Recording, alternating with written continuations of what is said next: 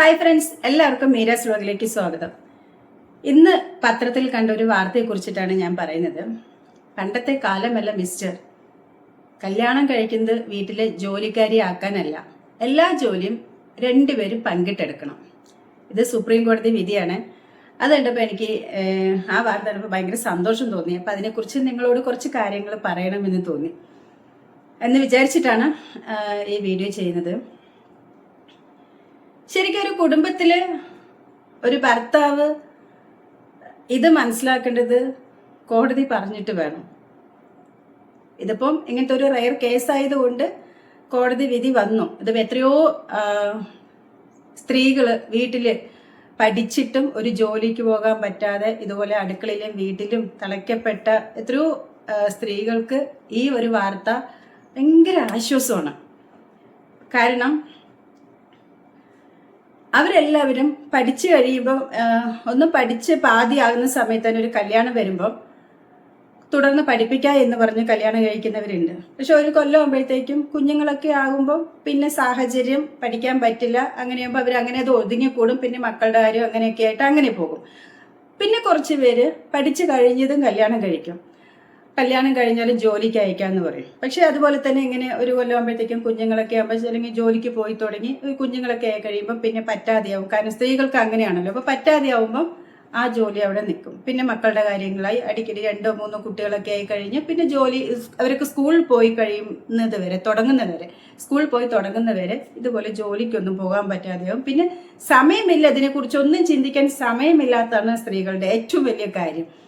ഒരു കുടുംബത്തിലേക്ക് കയറി ഈ ഇതുപോലത്തെ ഉത്തരവാദിത്തങ്ങളെല്ലാം പെട്ട് കഴിയുമ്പം സ്വന്തമായിട്ടുള്ളൊരു കരിയറിനെ കുറിച്ച് പെട്ടെന്ന് അവർ ചിന്തിക്കില്ല. കാരണം നടക്കില്ല എന്ന് തോന്നും. അവർ ആ സ്വപ്നങ്ങളൊക്കെ അവിടെ ഉപേക്ഷിക്കും.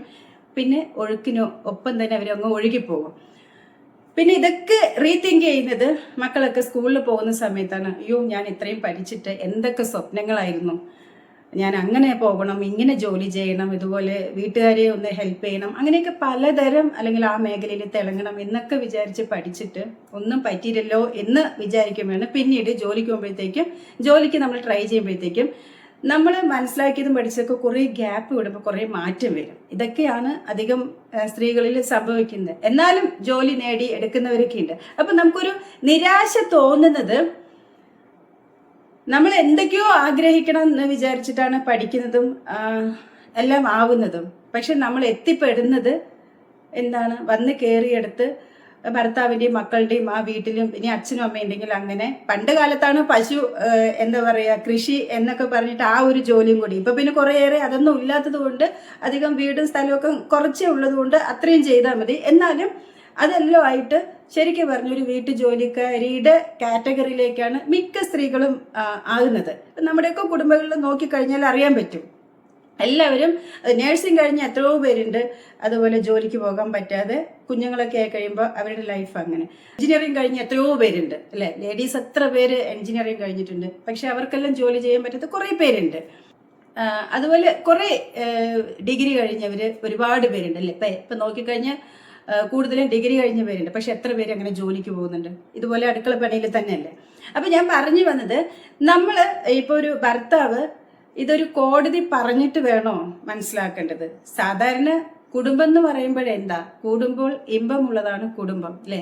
നമ്മൾ എന്നൊരു വ്യക്തി ഇപ്പൊ ഭർത്താവാണെങ്കിൽ തന്നെ അവരുടെ പാരൻസിന് നോക്കിക്കഴിഞ്ഞാൽ അച്ഛനും അമ്മയും എങ്ങനെയാണ് അവരെ മക്കളെ വളർത്തി ഒരു നിലയിൽ എത്തിച്ചിട്ടുള്ളത് അല്ലേ. അതിൽ അച്ഛനുള്ള പങ്കെന്ത്, അമ്മയ്ക്കുള്ള പങ്കെന്ത്. അപ്പൊ അത് മനസ്സിലാക്കി കഴിഞ്ഞാൽ നമ്മളൊരു കല്യാണം കഴിച്ച് വരുമ്പോൾ ഇതുപോലെ തന്നെ അല്ലേ നമ്മൾക്ക് വരുന്ന പാർട്ട്ണർ എന്ന് ചിന്തിച്ചു കഴിഞ്ഞാൽ നീ അടുക്കളയിൽ തന്നെ നിൽക്കേണ്ടവളാണ് എന്ന് പറയില്ല. സാധാരണ സ്ത്രീകള് എൻ്റെ ഭർത്താവ്, എൻ്റെ മക്കൾ, ഇതെൻ്റെ വീട് എന്നുള്ളത് ചിന്തിക്കുന്നത് കൊണ്ടാണ് അവർ ആ ജോലിയൊക്കെ ചെയ്യുന്നത്, അത് ഏറ്റെടുക്കുന്നത്. അല്ലാതെ പെണ്ണുങ്ങള് അടുക്കളപ്പണി ചെയ്യേണ്ടവരാണെന്ന് എവിടെയും ഒരു നിയമം പറയുന്നില്ല. ഇത് നമ്മുടെ കുടുംബം എന്ന് ചിന്തിക്കുന്നിടത്താണ് എല്ലാ ജോലിയും ചെയ്യാൻ തയ്യാറാകുന്നത്. അവർക്ക് വേണ്ടത് ഒരു പരിഗണന, സ്നേഹത്തോടൊരു നോട്ടം, അല്ലെങ്കിൽ നീ ഇത്രയൊക്കെ കഷ്ടപ്പെടുന്നത് അവർ പറയുന്നത് എന്തെങ്കിലും കേൾക്കാൻ കുറച്ചു നേരം ഇരുന്നു കൊടുക്കുക. അധികം സ്ത്രീകളും അങ്ങനെ തന്നെയാണ്, അതിലവർ തൃപ്തരാകും. അപ്പോൾ ഇങ്ങനൊരു വിധി വന്നപ്പം ഇതിൽ പരാതിക്കാരൻ, അതായത് ഭർത്താവ് സ്കൂൾ അധ്യാപകനാണ്.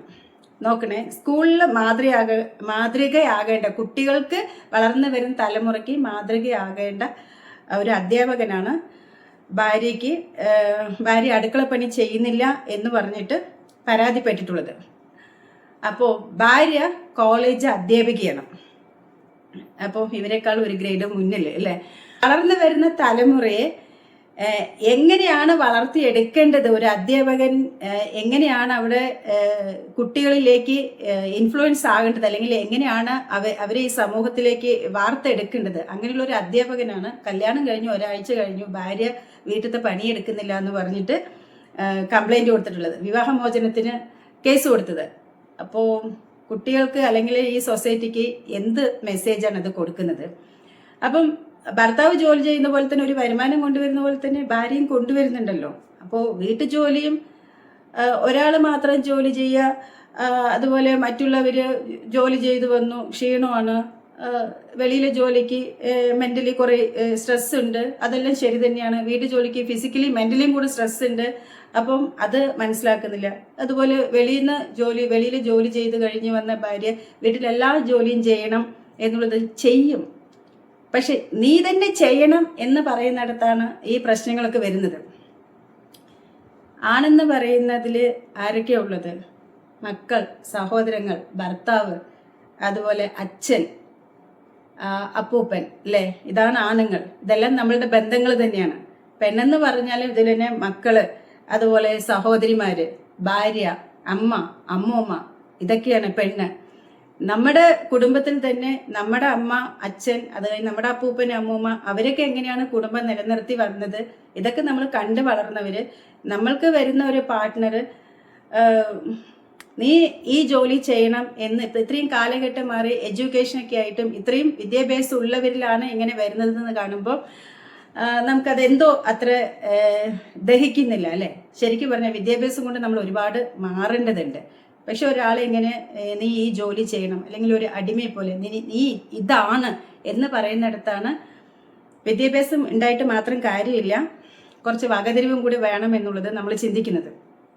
പഴയ കാലഘട്ടത്തൊക്കെ നമ്മുടെ പൂർവികരുടെയൊക്കെ നോക്കുമ്പം ആണുങ്ങളെല്ലാവരും ജോലിക്ക് പോകുന്നതും പെണ്ണുങ്ങൾ വീട്ടിലിരുന്ന് കുടുംബത്തെ കാര്യങ്ങളും അതുപോലെ മക്കളുടെ കാര്യങ്ങളെല്ലാം മൊത്തം കുടുംബത്തിനെ ഏറ്റെടുത്ത് നടത്തുന്നതുമാണ് നമ്മൾ കണ്ടിട്ടുള്ളത്. പക്ഷെ അത് കാലം വേറെ എന്ന് പറഞ്ഞാൽ അന്നൊന്നും പെണ്ണുങ്ങൾ അധികം പുറത്ത് ജോലിക്ക് പോകുന്നില്ല, ആണുങ്ങൾ മാത്രമാണ് ജോലിക്ക് പോകുന്നത്. അതുകൊണ്ട് വീട്ടിലിരിക്കുന്ന പെണ്ണുങ്ങൾ സ്നേഹത്തോടെ ഏറ്റെടുക്കുന്നതാണ്, അയ്യോ നമ്മുടെ അച്ഛൻ അല്ലെങ്കിൽ ഭർത്താവ് അല്ലെങ്കിൽ മക്കള് ജോലിക്ക് പോയിട്ട് വരും, നമ്മൾ വരുമ്പോഴത്തേക്കും അവർക്ക് വേണ്ടത് വായിക്ക് രുചിയായിട്ടുള്ളത് വെച്ച് ഉണ്ടാക്കി വെക്കണം, അവരുടെ ഡ്രസ്സുകൾ കഴുകിയിടണം, അവർ വരുമ്പോൾ വീട് വൃത്തിയാക്കി ഇടണം എന്നുള്ളതെല്ലാം അവർ സ്നേഹത്തോടെ ഏറ്റെടുത്ത ജോലികളാണ്. അപ്പൊ നമ്മളിത് കണ്ട് വളർന്നവര് അതിന് അന്ന് കാലത്ത് അങ്ങനെ ചെയ്യുന്നതിൽ അവരൊരു മനസ്സിലാക്കലാണ്, അണ്ടർസ്റ്റാൻഡിങ് ആണ്. അവരത് മനസ്സിലാക്കി കുടുംബം നിലനിർത്തി കൊണ്ടുവന്നിടത്താണ് അവരുടെ വിജയം. പക്ഷെ അത് കണ്ട് വളർന്നിട്ട് ഇപ്പൊ കാലഘട്ടം മാറി, എല്ലാവർക്കും വിദ്യാഭ്യാസം ഉണ്ട്. അപ്പോൾ വിദ്യാഭ്യാസം ഉള്ളവരൊക്കെ പഠിച്ച് എല്ലാം ഡിഗ്രി നേടിയിട്ട് ഞാനിങ്ങനെ ഒരു അടുക്കളയിൽ ഇരിക്കേണ്ട ആളല്ലല്ലോ, എനിക്കും എന്തെങ്കിലും പുറത്ത് എൻ്റെ കഴിവിനനുസരിച്ച് ജോലി വേണം എന്ന് തീരുമാനിച്ചൊരു ജോലിക്ക് ഇറങ്ങുമ്പോൾ നീ വെളിയിലും പോയി ജോലി ചെയ്തോ, നിന്റെ ഇഷ്ടമല്ലേ, നീ പഠിച്ചതല്ലേ, ജോലി ചെയ്തോ, പക്ഷെ വീട്ടിലത്തെ ജോലി നിർബന്ധമായിട്ട് ചെയ്യണം. അങ്ങനെ നിർബന്ധിക്കുന്നിടത്താണ് ഈ പ്രശ്നങ്ങൾ വരുന്നത്. അപ്പം എനിക്ക് പറയാനുള്ളത്, എൻ്റെ അഭിപ്രായമാണ് ഞാൻ പറയുന്നത്, എനിക്ക് പറയാനുള്ളത്, ഞാൻ എൻ്റെ എന്ന് പറയുന്നതിനേക്കാൾ നമ്മൾ നമ്മുടെ എന്ന് പറയുമ്പോൾ അവിടെ ആ പ്രശ്നങ്ങളില്ല.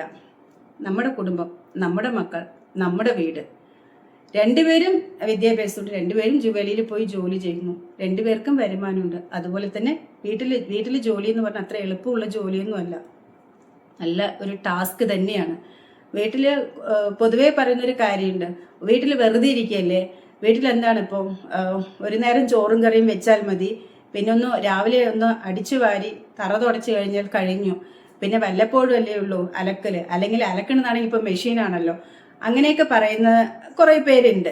പക്ഷെ അങ്ങനെയല്ല, വീട്ടിലത്തെ ജോലി എന്ന് പറയുന്നത് നമ്മൾ ഇഷ്ടപ്പെട്ട ഒരു വീട് കെട്ടി നമ്മളൊരു കുടുംബമൊക്കെ ആയി അത് അതുപോലെ നിലനിന്ന് പോകണമെങ്കിൽ വീട്ടിലെ ജോലിയും നല്ല കഷ്ടമുണ്ട്. അത് ചെയ്യുന്നവർക്കേ അറിയുള്ളൂ, അത് ആണായിക്കോട്ടെ പെണ്ണായിക്കോട്ടെ. ഇപ്പോൾ ഒരുപാട് ഫാമിലികളിൽ ഇപ്പം എത്ര എഡ്യൂക്കേഷൻ വന്നാലും ശരി, എത്രയോ ഭർത്താക്കന്മാർ വെളിയിൽ ജോലി നല്ല ഹൈ സാലറി വാങ്ങുന്നവരുണ്ട്, വീട്ടിലും വന്ന് ഭാര്യയെ ഹെൽപ്പ് ചെയ്യുന്ന എത്രയോ നല്ല നമ്മൾ എന്താ പറയാ ഭാര്യമാർ ആഗ്രഹിക്കുന്നതിനൊത്ത് അല്ലെങ്കിൽ ഒരുപക്ഷെ ഭാര്യമാരെക്കാൾ വൃത്തിക്കും വെടിപ്പിനും ചെയ്യുന്ന ഭർത്താക്കന്മാർ ഒരുപാടുണ്ട്. നമ്മൾ അങ്ങനെയൊന്നും ആരെയും അടച്ച് പറയാൻ പറ്റില്ല. ഞാൻ എൻ്റെ അഭിപ്രായമാണ് പറയുന്നത് കേട്ടോ, അങ്ങനെ പറയാൻ പറ്റില്ല. പക്ഷേ കുറച്ച് പേരാണ് ഈ ഇങ്ങനെ അഡമൻ്റായിട്ട് നീ ഇന്നതാണ് അല്ലെങ്കിൽ നീ ഇങ്ങനെയാണ് എന്ന് അവരാണ്. അങ്ങനെയുള്ളവരാണല്ലോ ഇപ്പം വിവാഹമോചനത്തിന് പോയിട്ട് സുപ്രീം കോടതി ഉത്തരവ് ഇറക്കിയിരിക്കുന്നത്. കല്യാണം കഴിക്കുന്നതേ അങ്ങനെ വീട്ടു ജോലിക്കാരിക്കല്ല. ബ്രോ മനസ്സിലാക്കും, പഴയ കാലമല്ലല്ലോ എന്നൊക്കെ പറയുന്നത്. ഇനിയെങ്കിലും വളരും എന്ന് പറയുന്നത്. പഠിച്ച ആള് വളർന്നതുകൊണ്ട് കാര്യമില്ലല്ലോ, മനസ്സും പഠിപ്പിനൊത്ത് വളരണ്ടേ. ഇപ്പൊ ഇങ്ങനെ പെണ്ണുങ്ങളെ ജോലിക്ക് വിടില്ല, വീട്ടിലത്തെ ജോലികൾ മാത്രം, അവരുടെ സ്വപ്നങ്ങളെല്ലാം വീട്ടിൽ തന്നെ തളയ്ക്കപ്പെടുന്നു. അടുക്കളയിലും പിന്നാമ്പുറത്തും അല്ലെങ്കിൽ തറ തുടയ്ക്കലും പാത്രം കഴുകലിലും കരിയും മെഴുക്കിലും മാത്രം തളയ്ക്കപ്പെടുന്നു. അവർക്ക് പഠിച്ചവരാണ്, പഠിച്ചെങ്കിൽ അവർക്ക് ചിറക് വിരിച്ച് പറക്കണം, അവർക്ക് സ്വന്തമായിട്ടുള്ള വരുമാനം ഉണ്ടാക്കണം. ഇന്നിപ്പം ഈ എന്താ പറയുക, ഈ സോഷ്യൽ മീഡിയ ഇത്രയും വളർന്നതുകൊണ്ടും സ്വന്തമായിട്ട് വീട്ടിലിരുന്നു കൊണ്ട് തന്നെ ജോലി ചെയ്യാൻ പറ്റുന്ന ഒരുപാട് സംവിധാനങ്ങളുണ്ട്. അതുകൊണ്ടൊക്കെ കുറെ മാറ്റങ്ങൾ വന്നിട്ടുണ്ട്. പക്ഷെ കുറച്ച് പേർക്ക് ഇതിനൊന്നും പറ്റാത്ത ആളുകളുണ്ട്. ഇതൊക്കെ കണ്ടു വളർന്നത് കൊണ്ടായിരിക്കാം ഇപ്പൊ ഈ 2K കിഡ്സുകളെല്ലാം ഗേൾസ് വിചാരിക്കുന്നത് പഠിക്കുക, സ്വന്തമായിട്ട് സ്വന്തം കാലിൽ നിൽക്കുക, ഒരു വരുമാനം നേടുക, അതാണ്. അല്ലാതെ കല്യാണമല്ല ജീവിതത്തിന്റെ അവസാനം. ഒരു കല്യാണത്തിൽ ഒതുക്കേണ്ടതല്ല എൻ്റെ ജീവിതം. എനിക്കൊരു സ്വപ്നമുണ്ട്, എൻ്റെ കരിയർ വേറെ ലെവലിൽ കൊണ്ടുപോകണം, അതിൽ ഞാൻ എന്താവണം എന്നുള്ളതൊക്കെ കുറെ കൂടെ പ്ലാൻ ചെയ്ത് വരുന്നതാണ് ഇപ്പോഴത്തെ 2K കിഡ്സ്. അതുകൊണ്ടാണ് ഒരുപാട് പേർക്ക് അല്ലേ പെൺകുട്ടികൾ കല്യാണം കഴിക്കുന്നില്ല എന്നുള്ളതും നമ്മൾ കുറെ കേൾക്കുന്നുണ്ട്, വാർത്തകൾ കേൾക്കുന്നുണ്ട്. നമ്മുടെ ചുറ്റുപാടിൽ തന്നെ ഒരുപാട് പേർക്ക് ആൺകുട്ടികൾക്ക് നല്ല കുട്ടികളായിരിക്കാം, അവരെല്ലാം സഹിക്കാനും എല്ലാം ഈ പറയുന്ന പോലെ തന്നെ എല്ലാം ചെയ്യാനും തയ്യാറായിട്ടുള്ള ഒരുപാട് ആൺകുട്ടികളുണ്ട്. പക്ഷെ എന്തുണ്ടായിട്ടും ഒരു പെണ്ണില്ല എന്ന് പറയുന്ന ഒരു അവസ്ഥയിലേക്ക് വരുന്നുണ്ട്. ഒരുപാട് പേർക്ക് അങ്ങനെയുണ്ട്. എപ്പോഴും എല്ലാവരും മനസ്സിലാക്കേണ്ടത് വീട്ടു ജോലി കഷ്ടമുണ്ട്, പക്ഷെ അതൊക്കെ ഇഷ്ടത്തോടെ ചെയ്യുന്ന ജോലിയാണ്. അല്ലാതെ ഒരു ഭാര്യ ആയതുകൊണ്ട് വീട്ടിലെ പണി ചെയ്ത് ഒതുങ്ങിക്കൂടണമെന്ന് എവിടെയും പറഞ്ഞിട്ടില്ല. ഇഷ്ടത്തോടെ ചെയ്യുന്നതുകൊണ്ട് അവർ ഏറ്റെടുക്കുന്നു. ഞാനടങ്ങുന്ന എല്ലാ പെണ്ണുങ്ങളും അങ്ങനെയാണ്. അപ്പം എൻ്റെ അഭിപ്രായമാണ് പറഞ്ഞത്. നിങ്ങൾക്ക് യോജിക്കാം, വിയോജിപ്പുണ്ടാവാം. നിങ്ങളുടെ അഭിപ്രായങ്ങൾ താഴെ ഞാൻ പ്രതീക്ഷിക്കുന്നുണ്ട്. അപ്പൊ അടുത്ത വീഡിയോ ആയിട്ട് നമുക്ക് വീണ്ടും കാണാം. അതുവരേക്കും ബൈ.